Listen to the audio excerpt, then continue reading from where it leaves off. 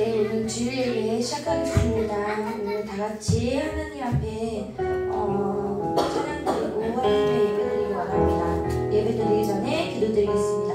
하나님 아버지 감사합니다. 오늘도 이렇게 주님 전에 나와서 하나님께 찬양하고 하나님께 아버지 예배 드리게 하시니 감사합니다. 하나님 아버지, 정말 아버지 이 예배가 하나님이 받을 수 있는 진정한 예배가 될 수 있게 도와주시고 우리가 예배를 드릴 수 있는 마음가짐을 다지는 시간이 될 수 있게 도와주시옵소서. 하나님 아버지, 하나님께 전심으로 예배하고 진심으로 하나님의 말씀을 들으는 우리 성도들이 되기 원하며 예수님 이름으로 기도드렸습니다. 아멘. 네, 우리 다 같이 주님을 전심으로 다해서 다 찬양하여라 찬양 드리겠습니다.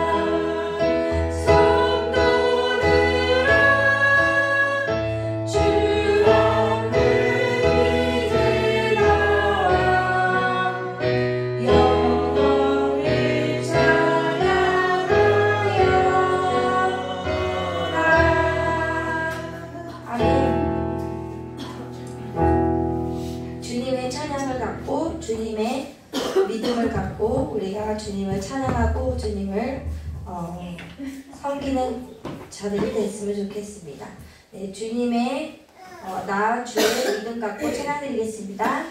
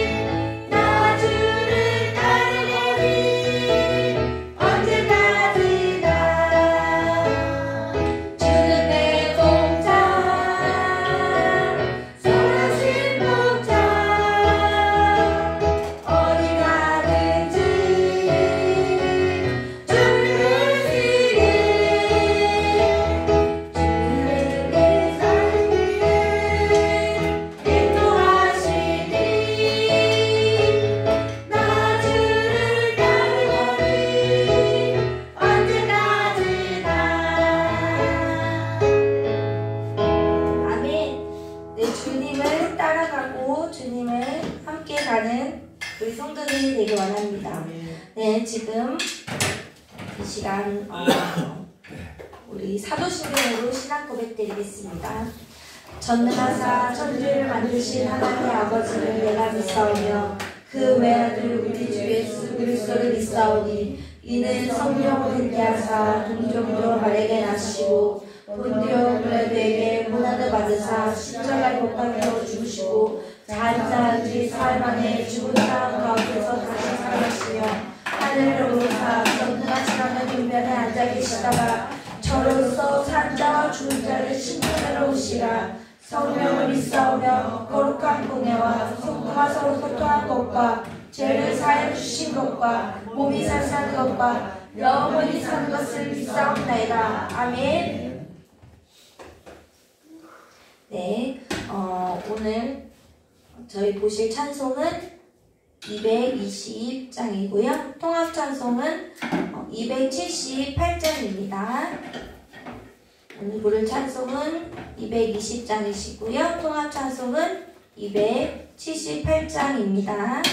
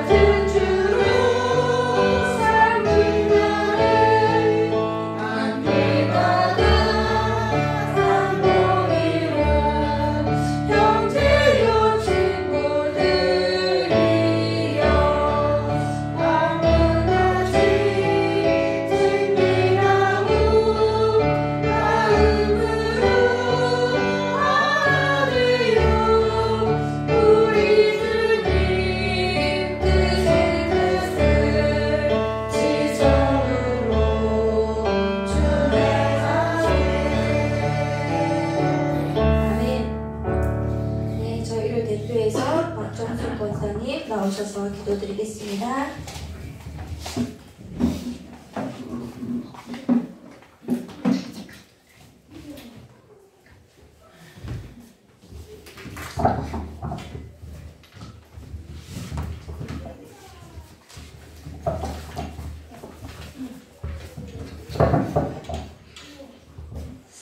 사랑의 주님, 오늘도 귀한 예배 자리로 인도하여 주심을 감사드립니다. 아멘. 사망에서 생명으로 옮기시고 택하여 주신 은혜와 사랑에 진실로 감사드립니다. 아멘. 하나님 아버지, 예전의 습관과 태도를 버리지 못하고 여전히 제 가운데 삶을 사는 연약함을 불쌍히 여겨 주옵소서. 죽기까지 순종하신 주님의 믿음을 본받는 주님의 믿음을 주셔서 저에게 맡겨주신 삶의 십자가를 주님과 함께 지고 주님을 배울 때까지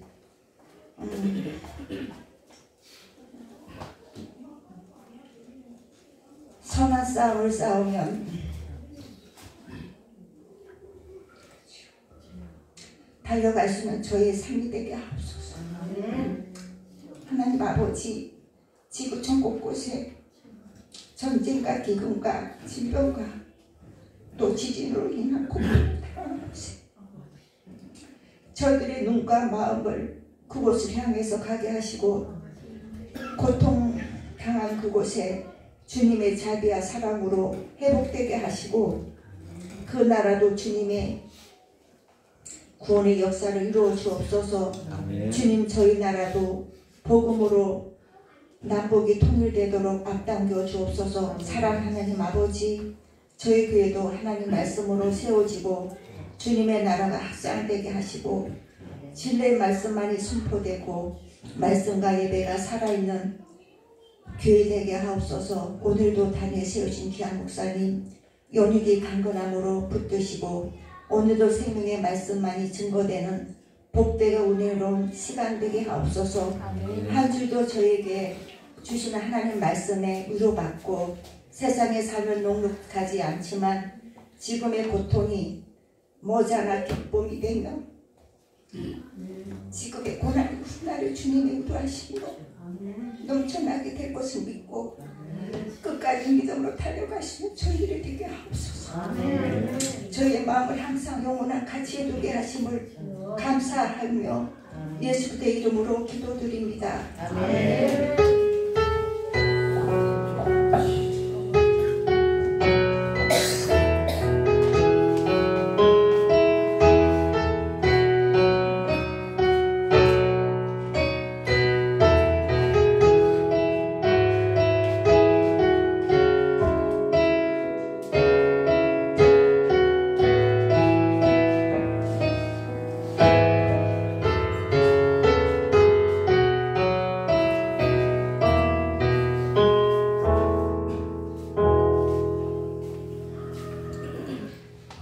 네, 오늘 보신 말씀은 고린도후서 6장 14절에서 16절 말씀입니다. 고린도후서 6장 14절에서 16절입니다. 네, 찾으셨으면 저희 합독하겠습니다. 너희는 믿지 않는 자와 멍에를 함께 내지 말라. 이와 불법이 어찌 함께하며 빛과 어둠이 어찌 사귀며 그리스도와 뱀이 어찌 조화를 여기며 믿는 자와 믿지 않는 자가 어찌 상관하며 하나님의 성전과 우상이 어찌 지어되며 우리는 살아계신 하나님의 성전이라. 이와 같이 하나님께서 이루시되 내가 그들 가운데 거하며 조용하여 나는 그들의 하나님이 되고 그들의 나의 백성이 되리라. 아멘. 네, 목사님 나오셔서 말씀 전해주시겠습니다.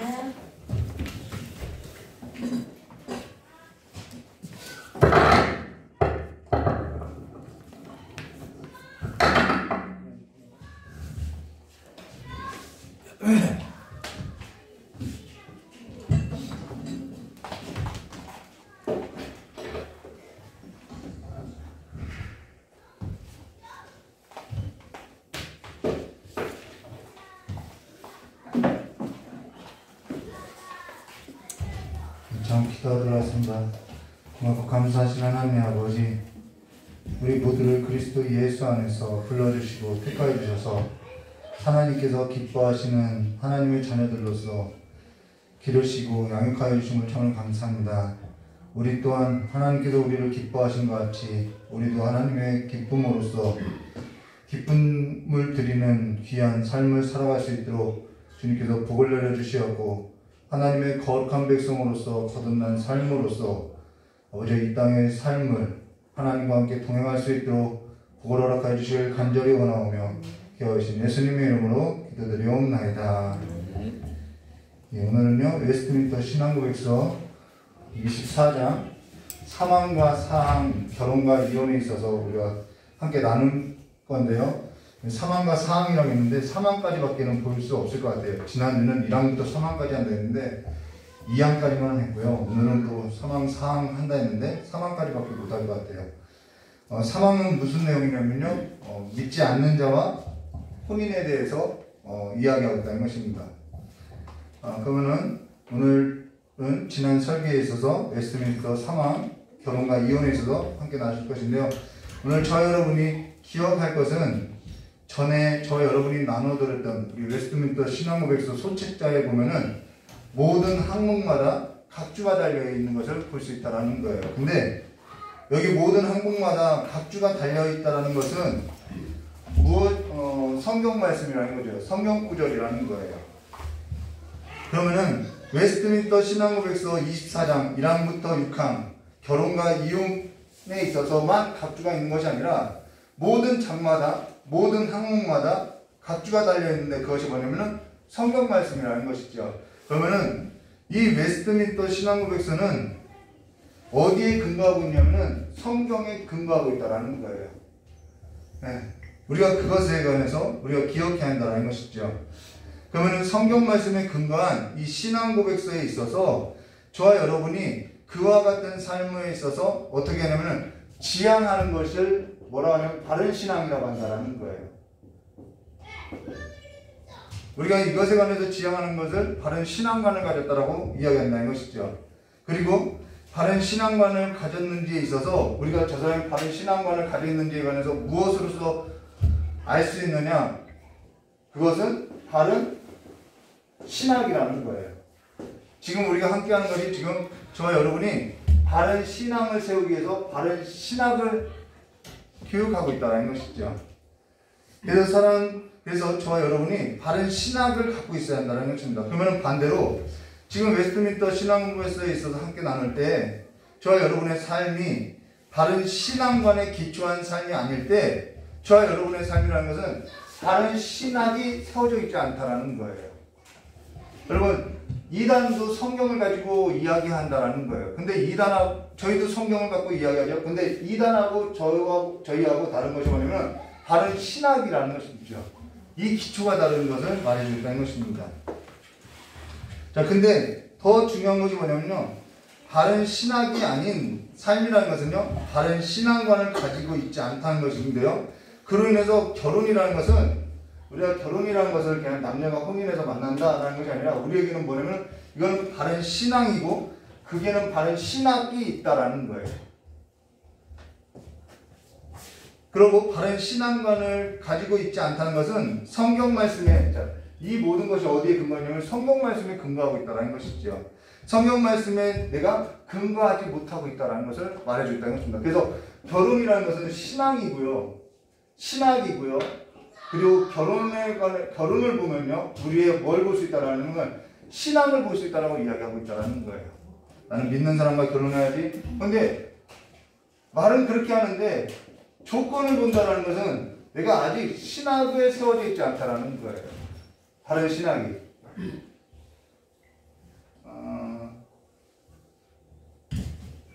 그럴 수 있죠. 여러 가지들이 이 결혼 안에 담아내고 있다는 것입니다. 근데 전에 이런 얘기를 했던 적이 있는데요. 그게 뭐냐면요. 저와 여러분이 가장 싫어해야 할 것이 뭐냐면은 죄라고 했다라는 거예요. 전에 가장 싫어해야 할 것이 뭐냐면 죄라고 했다라는 것입니다. 근데 죄에 있어서 가장 무서워야 한다라고 이야기했는데요. 죄에 있어서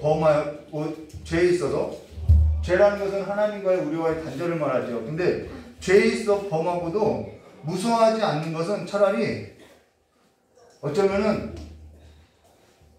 우리가 이 땅 가운데서 하나님의 사람으로서 나지 않는 것이 낫더라는 거예요. 죄에 있어서 범하고 무서워하지 않는 것보다, 근데요, 죄에 있어서 내가 범하고도 무서워하지 않는 것보다 더 무서운 것이 뭐냐면 잘못된 신학을 갖고 있는 것이 더 무섭다라는 것이죠. 그래서 잘못된 신학을 가지고 살면서도 그것이 잘못된 신학을 가지고 사는 줄 모르고 사는 것이 더 무섭다라는 거예요. 잘못된 신학은요, 나라도 전복시킬 수 있다라는 거예요. 사회도, 가정도, 개인도 전복시킬 수 있다라는 거예요.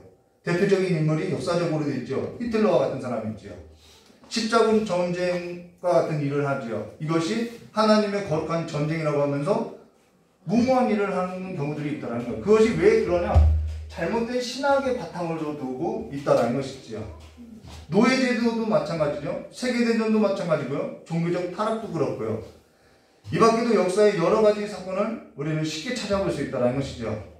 이번 전 세계에 있어서 전염병이 그와 같은 사태가 있을 때 잘못된 신학이 우리의 삶에 어떠한 결과를 가져왔는지 우리는 여과 없이 보았다라는 거예요. 물론 이 잘못된 신학은요, 나라뿐만 아니라 사회, 가정, 개인의 삶까지도 파국에 이르는 것을 우리가 볼 수 있다는 것이죠. 그로 인해서 결혼은 너무나도 중요하다는 거예요. 근데 왜 갑자기 잘못된 신학을 이야기하면서 이 결혼하고 무슨 연관이 있길래 결혼을 라고 이야기하냐?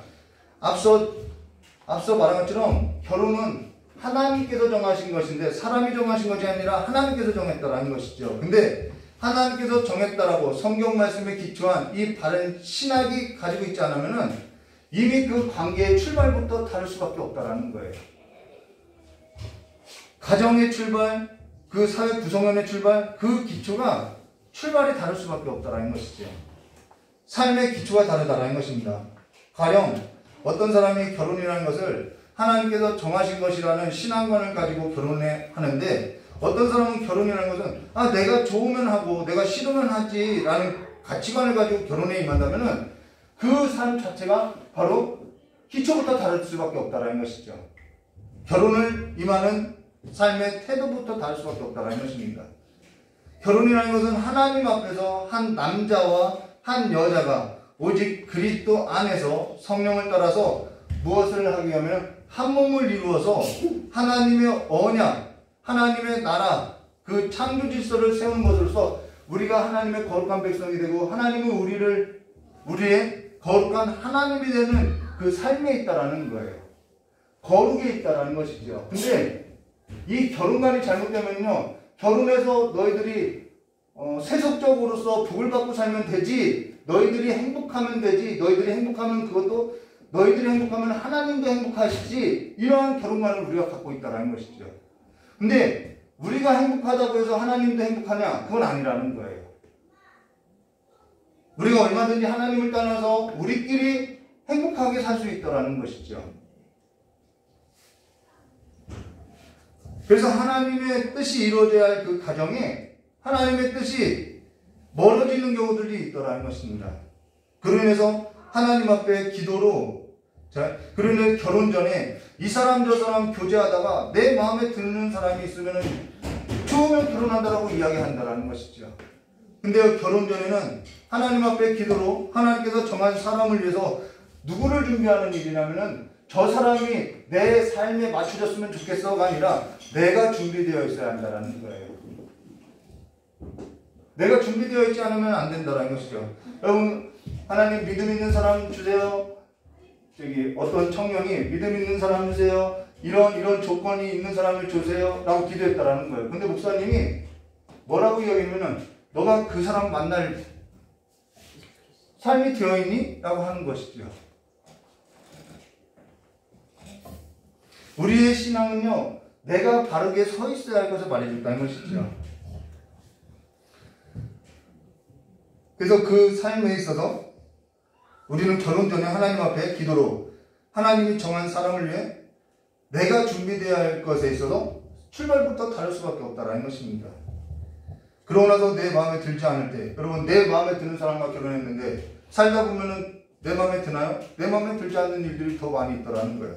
그럼 내 마음에 들지 않으니까 그로 인해서 버리나요?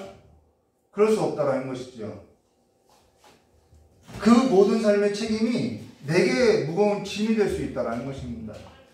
그러면서 지난 설교에 있어서 웨스트민스터 신앙법에서 24장 1항과 6항 결혼과 이혼에 있어서 우리가 사망에 있어서는 무엇을 보냐면은 믿는 자와 믿지 아니하는 자의 그 혼인에 있어서 뭐라고 성경은 이야기하는지, 그 성경이 무엇을 말하고 있는지 우리가 함께 나눌 거라고 이야기했다는 것이죠. 근데 이런 신앙교육이 이루어지지 아니하고 결혼이 이루어지고 있다는 것입니다. 저 역시 결혼에 있어서 이런 신앙교육을 전혀 받아본 적이 없다는 것이죠. 그로 인해서 지금 청년들하고 여러 시간을 가지고 결혼에 있어서 신중하게 나누고 책도 몇 권 권하여서 읽을 것을 권했다라는 것입니다. 그러면은 이미 결혼한 성도는 어찌 해야 하냐? 이혼하고 다시 결혼해야 하냐? 그거 아니죠. 이미 결혼한 성도는 이혼하지 말고 내가 결정하고 내가 선택하고 내가 그 사람을 좋아하는 그 삶에 있어서 뭐라는 거예요? 책임을 다할 것을 말해주겠다라는 거예요. 책임을 다해줘서 우리의 삶을 어디에 방향으로 돌리라는 거예요? 성경에 돌리라고 말하고 있다는 것이죠. 그러면은 우선 믿지 아니한 자와 결혼에 있어서 성경이 무엇라고 이야기하는지 우리 함께 보도록 하겠습니다. 그래서 믿지 않는 사람들이 믿는 사람들이 왜 이렇게 까탈스럽냐라고 하면은 바로 이 신학과 신앙 때문이라는 것입니다. 그러면은 웨스트민스터 신학문에서 3항 5항 말씀 보도록 하겠습니다. 결혼에 응할 수 있는 분별력을 가진 사람이면 누구나 결혼할 수 있다. 이게 웨스트민스터가요 주일학교 애들 교육 교재인 거죠. 그래서 종교개혁 당시에는 이 주일학교 때부터 이와 같은 신앙고백서로 교육해왔다는 것입니다. 결혼에 응할 수 있는 분별력을 가진 사람이면 누구나 결혼할 수 있다는 거예요. 자, 육체로 나이가 되면은 뭐 정할 때가 있으면은 결혼해서도 분별할 수 있죠. 결혼할 수 있다는 거예요. 근데 이 결혼에 있어서 응할 수 있는 분별력이라는 것은요, 우리가 앞서서 설교했던 것처럼 1항 1번부터 2항 4번까지 우리가 앞서서 보았던 것뿐만 아니라 앞으로 3항 5번 오늘부터 보는 것부터 다음 주까지 볼 6항 15번까지 해당하는 모든 항목에 있어서 바른 신학을 가진 사람을 가리켜서 하는 말이라는 거예요. 그러면은 지난 설교에 있어서 1항 1번이 뭐냐면요, 결혼이 뭔지에 있어서 우리가 함께 나눴다라는 거예요. 결혼이 뭔지. 결혼이라는 것은 하나님이 정하신 것이고 하나님 앞에서 한 남자와 한 여자가 하나님 앞에서 맹세와 서원한 것이 결혼이라는 거예요. 이것이 결혼이라고 이야기했죠. 한 남자가 여러 여자와 한 여자가 여러 남자와 하는 것이 결혼이 아니라는 것이죠. 그래서 성경은 일부 일처제를 말한다는 것입니다. 그리고 한 사람하고 또 한 사람하고 만나는 것이 결혼이 아니라는 거예요. 그럼 우리는 당연히 한 남자와 한 여자를 만났다는 거, 우리 결혼은 이미 성공한 결혼이죠. 요즘에는 양성애자들도 있어요. 그래서 한 남자와 한 여자와 결혼하고 나서도 동성을 가지고 연애를 하는 경우들이 있더라는 거예요. 그리고 한 남자와 한 여자가 결혼하고 나서도 여러 사람하고 또 연애를 하는 경우들이 일어나고 있다는 것이죠. 예전에 그 연속국인가요? 애인인가 무슨 연속국에 그것이 이슈가 돼서 나도 저와 같은 애인이 있었으면 좋겠다라는 이런 바람이 불기도 했다라는 것이죠. 이와 같은 것에 있어서 결혼에 응할 수 있는 분별력을 가졌다는 것은 하나님 앞에서 한 남자와 한 여자가 만나서 한 몸을 이루는 것이 결혼이구나. 이 신학으로서 그 삶의 기초를 세워두고 살아가는 것, 이것이 분별력을 가졌다라는 거예요. 근데 예비군 현장을 가면요, 남자들은 예비군 현장을 가면 알죠. 무슨 스포츠 경기를 자랑하듯이 무슨 메달을 딴 것처럼 여러 사람하고 잠자리를 나누고 연애한 것이 무슨 훈장이 된 것처럼 자랑하는 이들이 있더라는 거예요. 그것을 자랑하고 다닌다라는 것이죠. 저는 예비군 훈련 갔는데 저희 친구 중 한 명이 그런 얘기예요. 나는 결혼 전에 100명의 여자를 거느리고 싶다라고 이야기하는 거예요. 이런 사고를 갖고 살아가는 사람들이 있더라는 거예요. 그리고 결혼하고 나서 결혼에서도 뭐라고 하면 따짓된다라는 표현을 쓰기도 한다라는 것이죠. 이러한 말의 표현이 어디에 바탕을 두고 있느냐는 것이죠. 말이라는 것은요, 마음을 말하고요, 그 마음 안에 무엇이 들어있는지를 보여준다는 것이죠. 결혼이 뭔지 모르니까, 결혼의 목적이 뭔지 모르니까 단순하게 우리의 그 어떤 정욕적인 것으로서 이해하는 경우들도 있더라는 거예요. 그와 같은 삶에 있어서 무슨 바른 신학이 있고 바른 신앙이 있고 그와 같은 삶에 있어서 경건한 자손을 양육할 삶이 있겠냐는 것이죠. 결혼에 있어서 가장 결혼에 대한 목적이 뭐냐면은 경건한 자손이라는 거예요. 우리가 결혼해야 하는 것은 경건한 자손에 있다는 것입니다. 결혼의 목적이라는 것은 하나님의 언약이라는 거예요. 하나님의 언약이 이루어지기 위함이라는 것이죠. 하나님의 나라에 있고요, 이 결혼이 무슨 부귀영화가 아니라는 거예요. 내가 저 사람을 통해서 내가 좀 덕을 봐야겠다. 그것이 결혼이 아니라는 것이죠. 우리의 결혼은요, 경건한 자손과 하나님의 나라의 거룩한 삶에 있다라는 것이죠.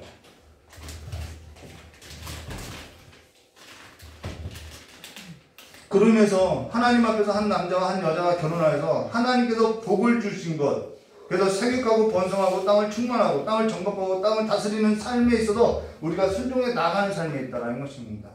하나님께서 그와 같이 결혼이라는 제도 안에 복을 주셨다라는 것이죠.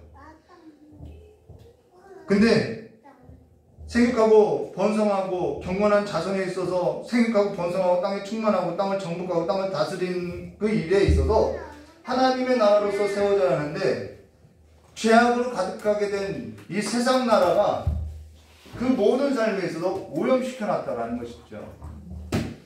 그래서 잘못된 신학은 이 죄악이 가득한 만연된 그 어두운 세상 나라에 있어서 어떠한 삶의 태도를 갖고 살게 하느냐면 허용적 삶을 갖게 한다라는 거예요.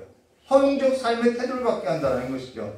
그러면서 죄가 뭔지 그게 그렇게 삶에서 중요하게 생각하지 않는다라는 거예요. 모든 사람이 다 그렇게 사는 것 아니냐라고, 죄가 만연되어 있는 그 삶에 있어서 모든 사람이 그렇게 사는 것 아니냐라는 죄의 무감각성을 갖고 살게 된다는 것이죠.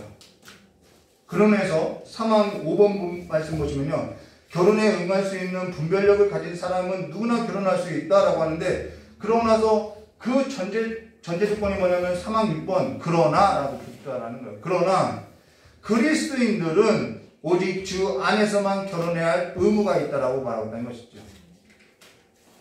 오직 주 안에서만이라는 거예요. 그러면서 히브리서 13장 4절, 모든 사람은 결혼을 귀히 여기라. 여기서 모든 사람은 모든 사람이라는 거예요.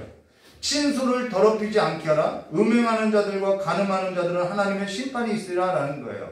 그런데 음행하는 자와 간음하는 자는 그 삶 자체가 하나님의 심판이라는 것이죠. 어떠한 파국으로 이룰지 모르는 삶으로서 나가는 거라는 것이죠. 그러나서 고린도전서 7장 39절, 아내는 그 남편이 살아있는 동안에 매어 있다가 남편이 죽으면 자유로워 자기 뜻대로 시집갈 것이나, 재혼에 관해서 이야기하죠. 자유롭게 시집갈 수 있어요. 그러나 주 안에서만 할 것이라. 재혼도 마찬가지라는 거예요. 아내는 그 남편이 살아있는 동안에, 남편도 마찬가지겠죠. 살아있는 동안에는 남편이 죽으면 자유로워 자기 뜻대로 시집갈 것이나 주 안에서만 할 것이라 라고 하는데, 여기 기록된 것은 사별을 말하고 있는데요. 그때 재혼할 때도 주 안에서 하라는 거예요. 그럼 초혼은 아무렇게 하라는 말이 아니겠죠. 초혼도 마찬가지라는 것이죠. 근데 며칠 전 무슨 범죄 그 사건을 봤더니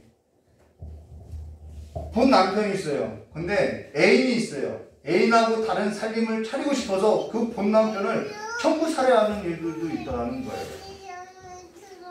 그거는 우리가 생각할 때 주 안에서 행한 것이 아니라는 것이죠.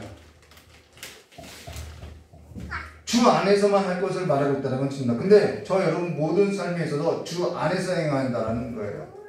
주 안에서 행하는 삶에 뭐냐? 에베소서 5장 22절, 아내들이여 자기 남편에게 복종하기를 주께 하라. 에베소서 5장 남편은요, 에베소서 5장 25절, 남편들아 아내 사랑하기를 그리스도께서 교회를 사랑하시고 그 교회를 위하여 자신을 주신 것 같이 하라 라고. 그리스도 예수 안에서 남편과 아내가 살아가는 삶이 무엇인지에 관해서 이야기하고 있다는 것입니다. 이렇게만 산다고 하면요, 문제될 것이 없더라는 거예요. 고린도전서 10장 31절, 그런즉 너희가 먹든지 마시든지 무엇을 하든지 다 하나님의 영광을 위하라 하라라고 이야기죠. 전에 제 아내가 저하고 연애할 때 제 아내가 저에게 했던 말이 뭐냐면요, 내가 오빠하고 다투는 일이 주 안에서 이루어져야 할 하나님의 일이라고 하면 난 목숨 걸고 싸우겠다. 목숨 걸고 싸우겠다는데 이길 사람 없겠죠. 저는 목숨 걸지 않거든요. 그러니까 매일같이 졌다라는 거예요. 근데 제 아내가 뭐냐면 그것이 주 안에서 싸우는 일이 아니면은 나는 감정을 쏟는 일에, 감정이 상하는 일에 힘 빼지 않겠다라고 이야기하는 거예요. 그래서 저희 아내하고 싸우는 일이 별로 없었는데 저희 아내하고 싸우는 일이 딱 한 가지가 있는 것이 뭐였는데, 그게 뭐냐면 신앙의 문제였다라는 것입니다. 신앙에 있어서는 타협하지 않았다라는 거예요. 근데 저와 여러분이 어떠한 일에 있어서 우리가 힘을 빼고 사느냐? 굉장히 사소한 것들에 관해서 힘을 빼고 살아가고 있다는 거예요. 무엇을 먹을까? 먹는 것 갖고 싸우고 있다는 거예요. 무엇을 마실까? 무엇을 볼까? 내가 무엇을 들을까? 그 일에 있어서 힘을 빼고 싸우고 있다는 것이죠. 그 일에 감정을 상하고 있다는 거예요. 근데 모든 일이 주 안에서 이루어져야 할 일이라면은 목숨 걸고 싸워야 하나? 그게 아니라면요, 싸울 일이 아니라는 것이죠. 목숨을 걸고 싸울 일이 아닌 일에 있어서 목숨을 걸고 자존심을 지키고자 한다는 것입니다. 저번에 꾹꾹물을 봤더니 어떤 놈이 아내가 남편이라는데 파리가 앉아서 파리를 잡아주려고 때렸다는 거예요. 근데 그 남편이 깼더니 따귀가 맞은 거죠. 그것이 기분 나쁘다고 그 어디죠? 경찰서에 가서 총을 갖고 동네 사람들 다 죽였다라고 나오는 거예요. 파리 하나 때문에 동네 사람을 죽이는 일이 있더라는 것이죠. 그게 그렇게 목숨을 걸고 싸울 일이라는 거예요. 물론 극단적인 예이기도 하지만요, 우리 삶에 그와 같은 일들이 있더라는 거예요. 목숨 걸지 않아도 되는 일에 있어서 그렇게 목숨 걸고 싸우더라는 것이죠.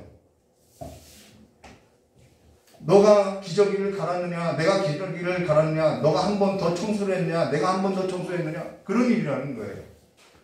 근데 사실 지금 제 아내에게 있어서 자랑하려는 것이 아니라 자랑하려고 하는 것도 주 안에서 하려고 하는데요. 근데 저 아내하고 8년 동안 연애하는 기간에 다투는 기간이 한두 번밖에 없었다라는 거예요.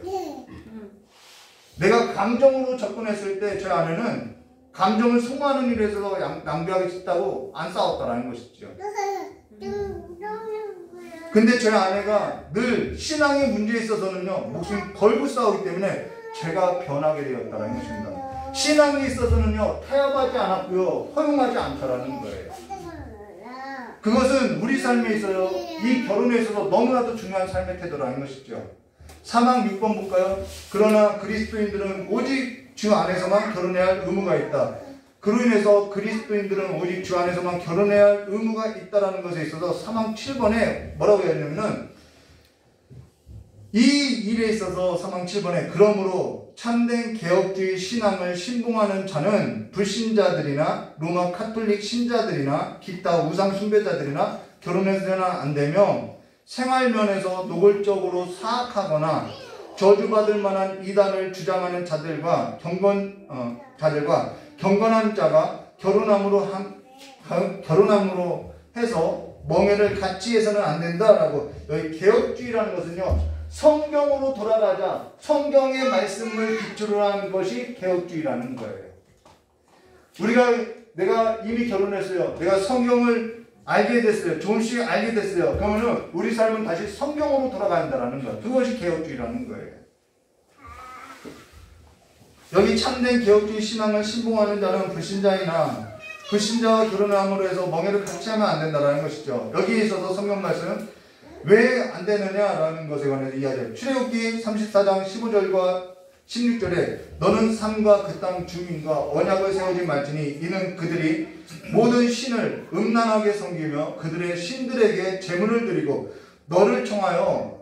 자, 우리가 믿지 않는 자와 결혼하면 무엇이 걸리면 제사의 문제가 되지요. 너를 청하여 내가 그 제물을 먹을까 함이며 또 내가 그들의 딸들을 내 아들의 아내로 삼으며. 자, 내가 믿지 않는 자와 결혼하면은 내가 어느 정도 그 삶에 있어서 허용하고 있다는 거예요. 그러면은 내 자녀들의 삶에는 허용하지 않을까요? 내 자녀들의 삶에도 허용하고 삶의 태도를 가질 수 있다는 거예요. 내가 그들의 딸들을 내 아들의 아내로 삼으며 그들의 딸들이 그들의 신들을 음란하게 섬기며 내 아내들에게 그들의 신들을 음란하게 섬기게 할까 함이더라.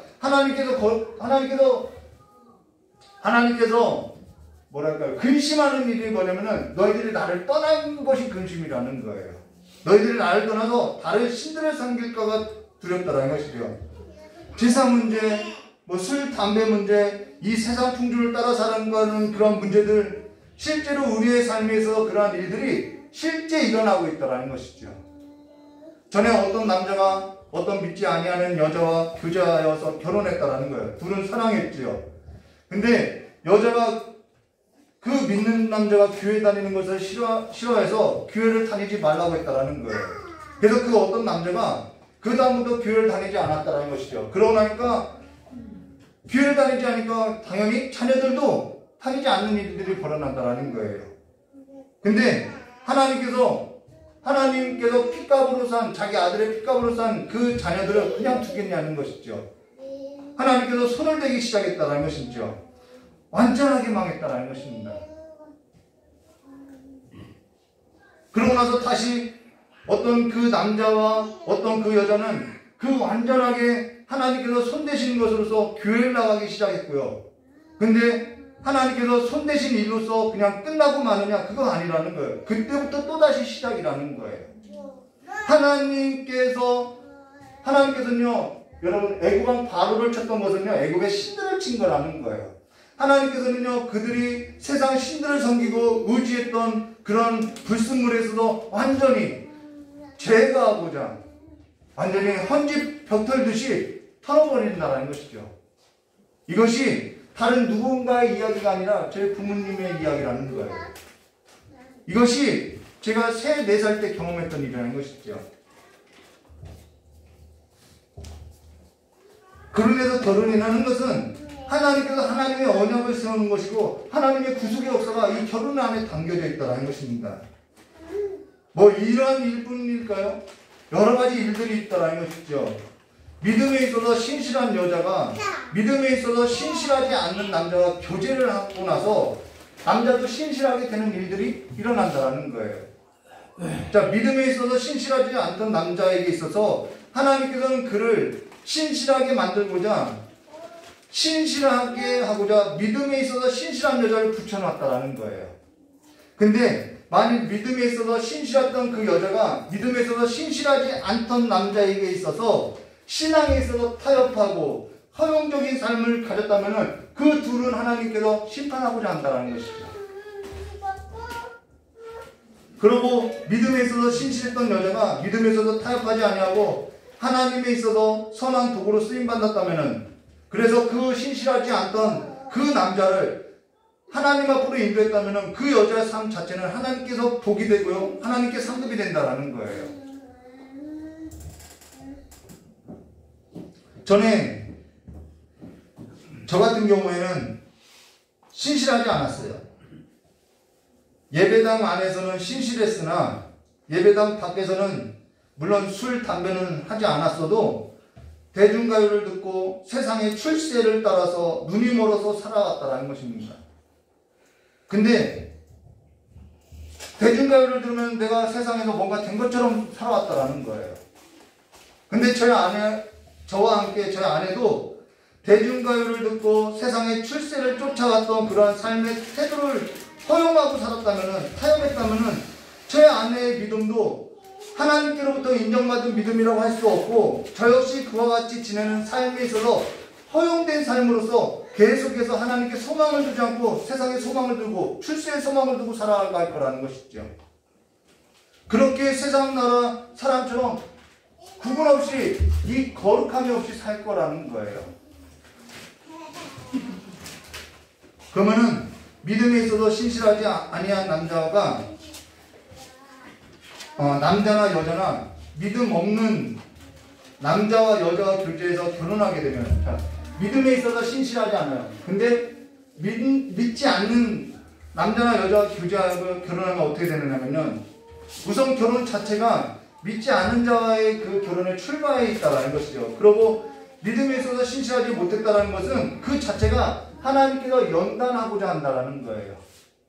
우리의 불순물을 제거하고자 한다는 것이죠. 그리고 하나님께서 믿음에서 신실하지 못한 것에 있어서 연단하는 동시에 믿음 없는 그 사람에게 있어서는 뭘 보여주냐면 하나님의 심판과 하나님의 구원의 역사를 보여준다는 거예요. 함께 한다는 것이죠. 그래서 하나님의 나라를 함께 유업으로 받을 자로서 본다는 거예요. 여러분, 이 결혼이라는 것만 이해해도요, 하나님께서 우리 삶을 어떻게 인도하는지, 어떻게 징계하시는지가 다 보인다는 거예요. 근데 하나님의 심판 자체의 목적이 있는 것이 아니라 하나님은 구원의 목적이 있다는 것입니다. 여러분, 모세하고 애굽왕 바로와의 관계를 보아도 안다라는 거예요. 하나님은 모세가 하나님을 알았나요? 그 하나님의 그 심판을 통해서 애굽왕 바로를 징계하고 모세에게는 하나님이 어떠한 분인지 알게 하셨다라는 거예요. 여러분, 우리 성경 말씀에 보면은 대표적인 인물 있죠. 신실하지 않았던 아합왕이 있죠. 아합왕이 이방인 이세벨과 혼인한 것을 우리가 볼 수 있다는 것이죠. 그런데 이 삶이 어디서부터 출발되냐면은 솔로몬이 이방 여인과 혼인하는 그 허용적 삶으로부터 시작했다라는 거예요. 열왕기상 16장 30절과 33절 말씀 볼까요? 오므리의 아들 아합이 그의 이전에 모든 사람보다 여호와 보시기에 악을 더욱 행하니 느밧의 아들 여로보암의 죄를 따라 행하는 것을 오히려 가볍게 여기며 시돈 사람의 왕 엣바알 딸 이세벨을 아내로 삼아 가서 바알을 섬겨 예배하고, 자, 바알을 섬겨서 이거 신명기와 출애굽기 앞서서 보았던 하나님께서 경고했던 메시지죠. 바알을 섬겨 예배하고 사마리아에 건축한 바알 신전 안에 바알을 위하여 제단을 쌓으며 또 아세라상을 만들었으니 그는 그 이전에 이스라엘의 모든 왕보다 심히 이스라엘 하나님 여호와를 노하게 하셨더라 라고 말한다라는 거예요. 그가 아합과, 여러분, 아합이 이세벨하고 교제하여 결혼하게 됐는데 그러면 아합에게는 그럴 마음이 없었느냐? 아합에게도 있었다라는 거예요. 아합도 이세벨과 같은 세상 신들에 있어서 허용적 삶을 태도를 갖고 있었다라는 거예요. 그러니까 이세벨과 교제하고 결혼하고 그가 섬겼던 신들을 허용하고 있다라는 것이죠. 가령 제 아내가 맥주 정도 하고 찬양이 아니라 세상 가요를 듣고 그러한 허용적 삶에 있어서 살았다면은, 그러고 믿지 아니하는 어떤 사람하고 가볍게 맥주 정도 하고 세상 가요에 있어서 즐겨 들었다면은 어떠한 일이 일어나냐면은 서로 피차 복종하는 일에 있어서 허용적 삶의 태도를 갖고 더 마시고 더 즐거운 삶으로 찾아나가게 된다는 거예요. 주 안에서 교제가 아니라 주 밖에서 교제하게 된다는 거예요. 그냥 한 잔에 그래 한 잔에 오늘 기분도 꿀꿀한데 한 잔에 그래 한 잔에.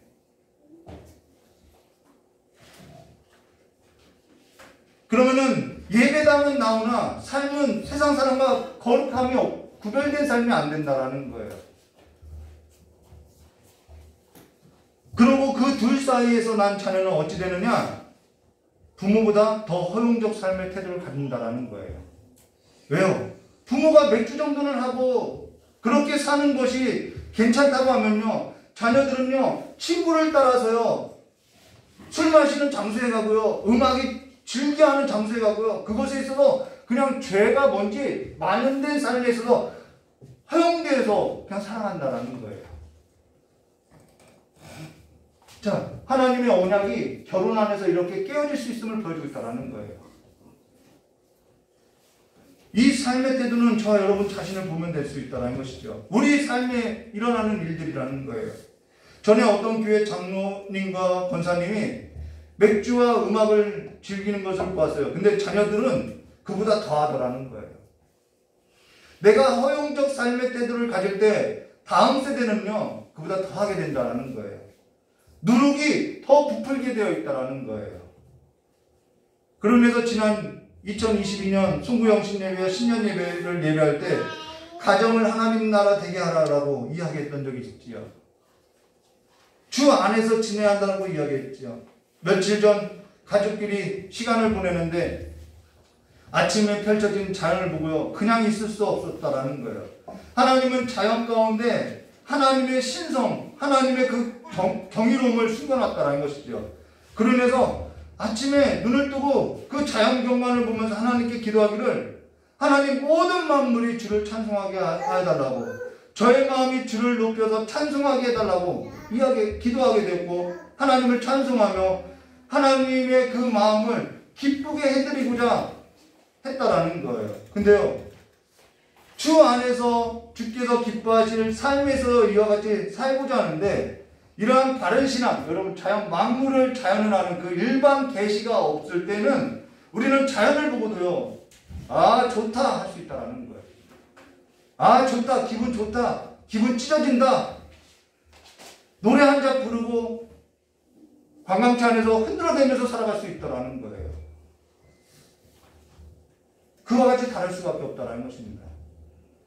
지금 저는 세상 나라 가운데 살아가는 삶을 두고 말하는 것이 아니라 하나님 나라 안에 있는 저와 여러분에게 하는 말이라는 것이죠. 그러니까 같은 걸 보아도요, 서로 근간이 다르니까, 신학이 다르니까, 보고 말하는 것이 다르기 때문에 다툼이 일어날 수밖에 없고 충돌이 일어날 수밖에 없다는 것입니다. 서로 대화에 있어서 채널이 맞지 않는다라고 이야기하는 거예요. 하물며 삶의 근간이 다른 경우는 오죽하겠냐는 것이죠. 믿는 사람도 하나님 나라 안에서 살아가는 그 삶에 서 있지 않을 때에는 이와 같다라는 것이죠. 가령 믿지 않은 자와 결혼할 때 11조 그거 꼭 교회다 해야 하니? 지금 형편도 어려운데 자녀 교육비도 없는데 반드시 일요일에만 교회 가야 하니? 이 일요일날 이 주말은 가족끼리 너와 나와 함께 보내면 좋지 않니? 더 좋지 않니? 이런 말을 한다라는 거예요. 이 말을 제가 아내에게 했던 말이라는 거예요. 너 꼭 일요일날 그렇게 주일학교 봉사해야 하니? 여러분, 함께 교회 다니는 사람도 이런데 함께 신앙생활을 하지 않는 사람은 오직하겠냐는 거예요. 근데 그 일에서 타협하지 않다라는 거예요. 만일 허용적 삶이 있었다면은 둘은요 점점 하나님으로부터 멀어질 수 있겠다라는 것이죠. 그래서 그 삶에 있어서 올무가 되고요. 하나님은 그러한 내면을 보시고 하나님은 우리를 다듬어보자 한다라는 것이죠. 그래서 하나님의 나라는 충돌할 수밖에 없다라는 거예요. 그래서 처음에 연애 기간에 신실하지 않던 저와 신실했던 저 안에는요 상당히 충돌이 있었다는 것입니다. 근데 겉으로는 충돌이 있어도 그냥 참고 넘어가고 살았는데 참으면요 한 번은 폭발하게 되어 있다는 것이죠. 열왕기상 11장 4절과 5절 솔로몬이 나이가 많을 때 그의 여인들이 왜 여자를 많이 뒀나 몰라요? 성경에 그렇게 하지 말라고 했지요. 그의 여인들을 그의 마음을 돌려 어떻게 해요? 다른 신들을 따르게 하였으므로 왕의 마음이 그의 아버지 다윗과 같지 아니하여 그의 하나님 여호와 앞에 온전하지 못하였으니 이는 시돈 사람의 여신 아스라도를 따르고 암몬 사람의 가증한 밀곰을 따름이라라고. 그로 인해서 어떻게 해요? 그 나라가 붕괴되고요. 나라가 분열하게 되더라는 거예요. 여러분 솔로몬 개인이 바른 신학이 있지 않으니까요. 가정도 나라도 개인의 삶도 분열되고 붕괴되더라는 거예요. 지혜가 있는 솔로몬도 무너지는데 저와 여러분이라고 나는 무너지지 않을 거야 라고 보장할 수 있나요? 그렇지 않다라는 거예요. 느헤미야 13장 26절과 27절 또 이르기를 자 솔로몬 시대예요.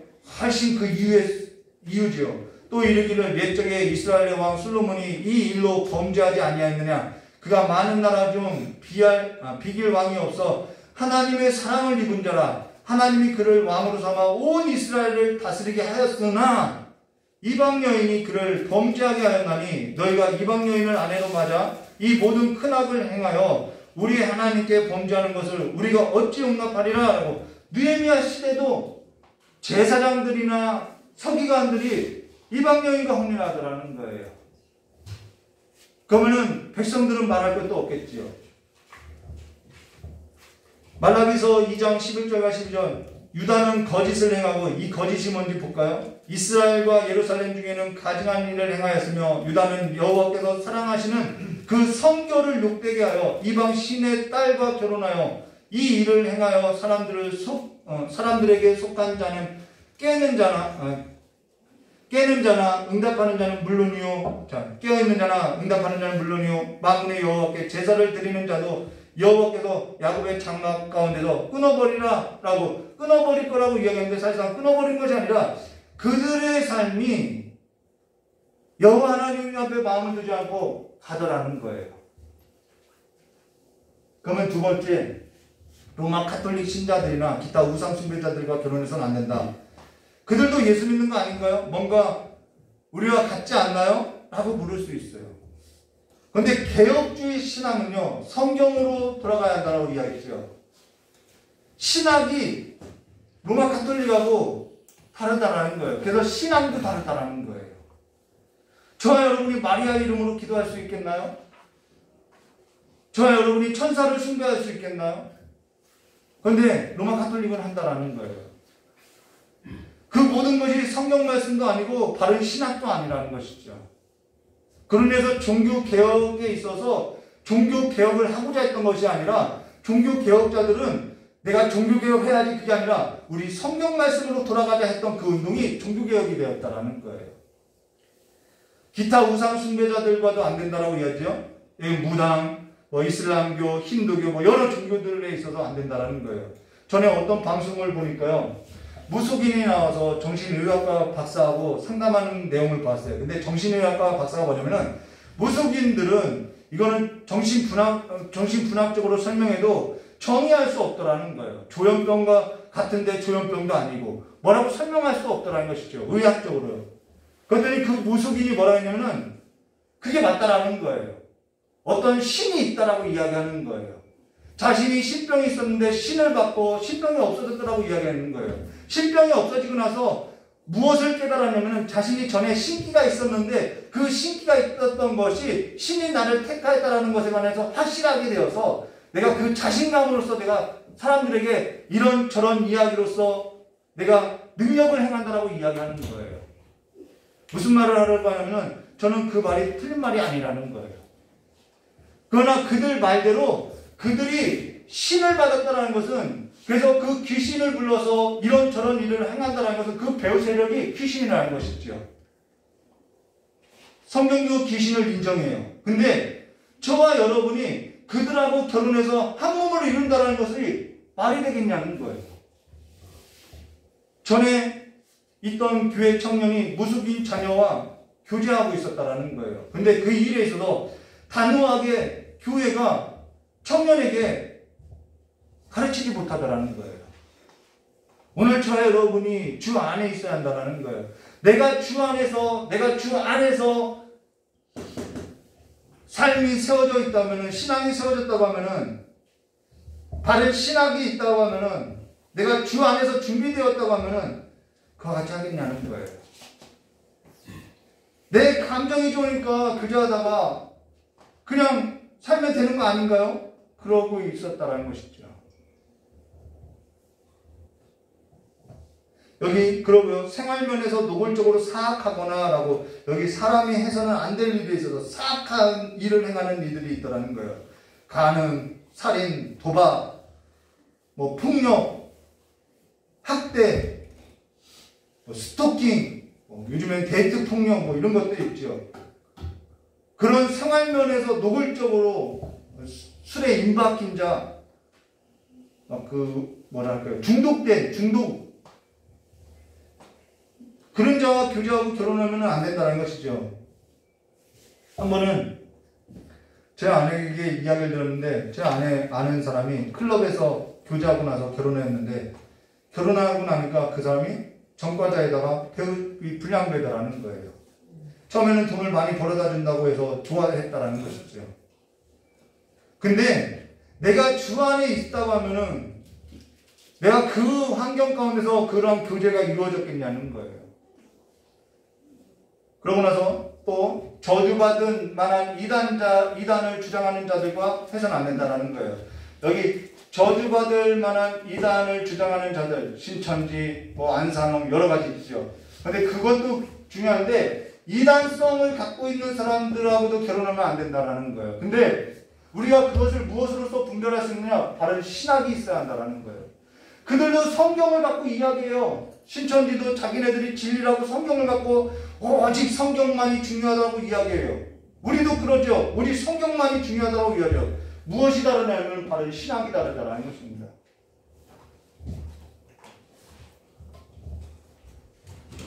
대학가에 가면요.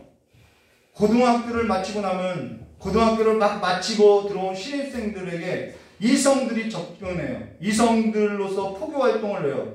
그들이 대부분 이성에게 여러분 고등학교 때는 공부만 하기 때문에 이성의 교제가 없죠. 그러니까 대학교에 가면은 이 이성의 눈이 끌려서 그냥 이성에 끌려가더라는 거예요. 그래서 이 이단들에게 넘어가는 대학 이 신입생 때 이단으로 넘어가는 일들이 너무 많이 있더라는 것이죠. 그리고 나서 나중에 이단이라는 사실을 알아도 이미 마음도 주고요. 심지어는 몸도 섰고요. 끊어낼 길이 없게 되더라는 거예요. 지금 사회 안에 이단 문제가 심각하죠. 가정에 파고들죠. 부모 자식도 없다라고 이야기하죠. 근데 부모들은 자기네들이 알아서 결혼하면 된다고, 자기네들이 알아서 하면 된다라고 손 놓고 있다라는 거예요. 그러면서 경건한 자가 결혼함으로 해서 멍에를 갖지 하면 안 된다. 우리 함께 기록했던 고린도후서 6장 14절과 16절. 너희는 믿지 않는 자와 멍에를 함께 매지 말라. 의와 불법이 어찌 함께하며 빛과 어둠이 어찌 사귀며 그리스도와 벨리알이 어찌 조화되며 믿는 자와 믿지 않는 자가 어찌 상관하며 하나님의 성전과 우상이 어찌 일치가 되리요. 우리는 살아계신 하나님의 성전이야. 이와 같이 하나님께서 이르시되 내가 그들 가운데 거하며, 자, 하나님이 우리 가운데 거한대요. 내가 그들 가운데 거하며 두루 행하여 내가 그들의 하나님이 되고 그들은 나의 백성이 되리라 라고 하는데, 이미 결혼하면은 하나님께서 이 삶에 있어서 하나님이 책임지고 일하실 거라는 거예요. 그 일에 있어서 괴로움도 있을 수 있다는 거예요. 그래서 내가 신앙 안에 서 있어야 할 것을 말해줬다는 것입니다. 그리고 이 일에 있어서 결혼하였다고 하면은 내가 그 일에 있어서 책임지고 살아야 한다는 거예요. 그래서 결혼은 이런 정의를 했죠. 책임의 자리라고. 신명기서 13장 1절과 3절. 너희 중에 선지자나 꿈꾸는 자가 일어나서 이적과 기사를 내게 보이며 그가 내게 말한 그 이적과 기사를 이루어지고 내가 알지 못하던 다른 신을 우리가 따라 섬기자고 말할지라도, 우리가 가서 이거 섬기자고 말할지라도 너는 그 선지자나 꿈꾸는 자의 말을 청중하지 말라. 이는 너희 하나님 여호와께서 너희 마음을 다하고 뜻을 다하고 너희 하나님의 여호와를 사랑하는 여부를 알려하사 너를 시험한다는 거예요. 저희 아내가 만약에 타협했다고 하면은 이 시험에 걸려 넘어지는 것이죠. 내가 꼬셨을 때 우리 한번 맥주 한 번만 한번 하자라고 꼬셨을 때 넘어갔다 하면은 이 시험에 걸린다라는 거예요.